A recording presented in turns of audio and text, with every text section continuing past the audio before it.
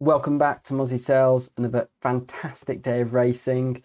Shifts, pressure differences, unforced errors, risky calls, and even professional fouls. The day's racing had it all. Let's get into what we saw.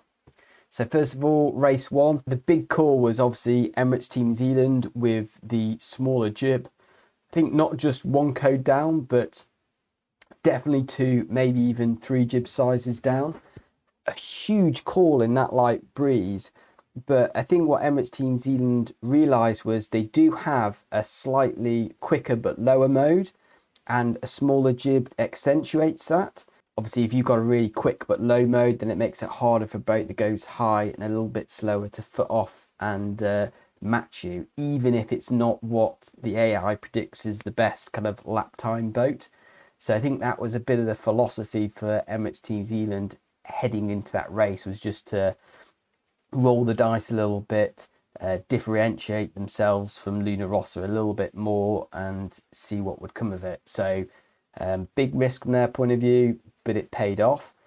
Not that I think the race win was solely down to boat speed. It wasn't, but it was definitely a factor. I also think Luna Rossa made a bit of a mistake on that jib. Looking at their upwind trim, lots of twist in the jib.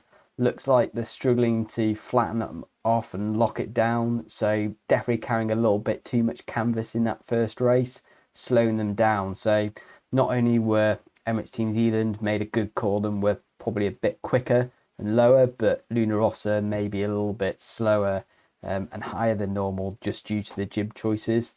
I do think Luna Rossa made a couple of errors. Amazing start, good start from them. They really started hitting the line with pace.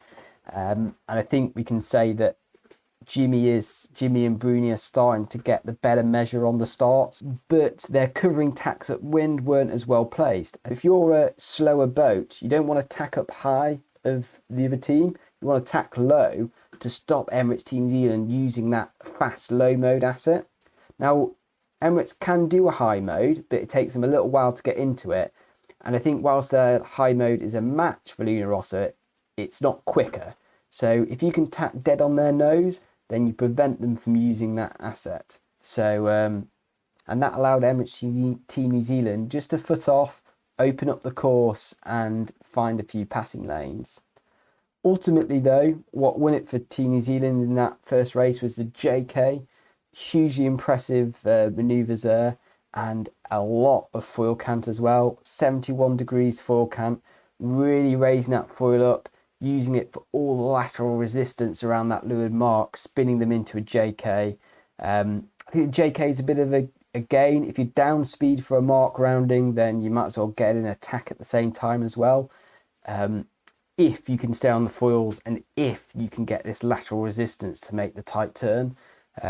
So yeah, really impressive from New Zealand, but it also put them onto the lifted tack. I think Luna Rossa just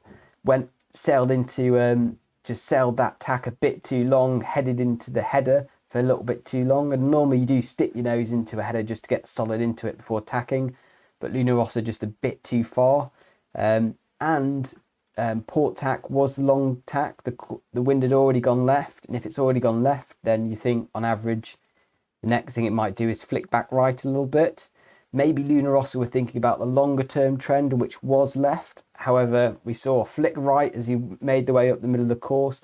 And it's that flick right, which you can see in the data, plus the fast low mode, which gets Team New Zealand into this race. And only by a very small margin.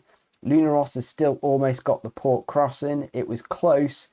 And they didn't feel like they were confident in it, so had to put a lee bow tack in. Considering their course position, thought it was a pretty well executed lee bow tack, as well as it could have been. But Emirates were just rolling through with pace, and it was game over once Emirates could see the clear course ahead of them. That was it. But yeah, no, I think the environment definitely produced a different racing dynamic today. Gone was the stalemate of disturbed air with not enough track and not enough breeze to get around the wind wake. Today, plenty of shifts, plenty of holes in the pressure, and crucially, very different boat setups in terms of their moding with their jibs and the angles they were sailing, even more so than what we've seen earlier in the racing. So fantastic race. As a neutral, just loved it. Second race, at the start, Luna Rossa got the jump, executing these trigger pulls better. Downwind, Emirates closing in on them, but it's really just the wind. Luna Rossa really struggle out that jibe. You can see them having to come up super high out the jibe. So I was kind of surprised that Pete jibed out. And I know it's kind of, you know, flying around at 30, 40 knots. Difficult to criticise these calls, but I will.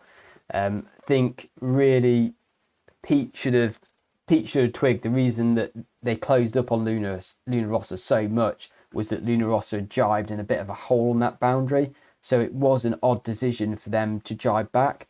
Luna Rossa were coming up to Emirates Team New Zealand, so maybe felt a bit threatened that they might luff, but actually you can see long before Emirates are going into their jibe, Luna Rossa were already back on the breeze and back going downwind. So I think it would have been better just to bank that gain rather than get greedy and split, especially considering the hole that Luna Rossa have just come out of. So factor in the wind wake that Emirates have to go through, as well as they know there's a bit of a hole there where Luna Rossa jibed. Not the greatest call, definitely an unforced error from Emirates Team New Zealand there. Then Luna Rossa, good boat, they've got a big jib on, lots of power. You think if any boat's going to survive around this course for the rest of the race, it's going to be them. Never under 28 for the tacks, boys. Good pressure. 3. Further. Yeah, very soft here, very soft. A little light out of this, boys. Mining, power up. Massive cavitation there, boys, on that one. Alas, they fall off the foils, and Emirates Team New Zealand do a great job of staying foiling through that race with that absolute handkerchief of a jib. I think, first of all, I can't believe they got foiling again. That was really amazing. I'm not sure if they got a gust or what. I have to check the data. But that was impressive, and then to stay up around the course. Also, we saw the return of the professional fouls. Just a ridiculous situation where Luna Rossa can't get foiling, so they just sail off the course to get foiling, get up foiling, come back on the course doing 30 knots. Richard Slater gives them a 100-metre penalty, I think, for the advantage gained. But how would you calculate that advantage gain? What would have happened if Emirates Team New Zealand hadn't made it around the course? They'd fallen off the course, they've fallen off the foils at the next, before the finish line, and Luna Rossa go and overtake them. Would that 100-metre kind of like advantage gain penalty be fair? If Luna Rossa hadn't gone off the side of the course, would they ever have got foiling? We just don't know. And who knows? We'll never know. And in the end, it didn't affect the race result, but it is kind of stupid, the rules there. Maybe they should have a rule where if you go out of bounds, you've got to re-enter further back up the course and at a slower speed, rather than have this Richard Slater 100-metre penalty, because you only have to be foiling for 10 seconds to make 100 metres. So kind of bizarre that was the advantage gain penalty. I think you would have got a lot of very irate Emirates Team New Zealand fans if they'd been overtaken on the last leg, falling off the foils, knowing that Luna Rossa committed a professional foul sailing out of play to get up onto the foils. So, well, the rules are what they are, but yeah, don't make any sense. But yeah, that's it for the day. Are we going to see Emirates Team New Zealand running away with this now? I don't think so, because I think a lot of things went in their favour today. First of all, really risky jib call, which paid off in the first race. The shifts as well, a very shifty course, and Luna Rossa possibly making a mistake on their jib call. So all those things had to go right to overcome the poor start.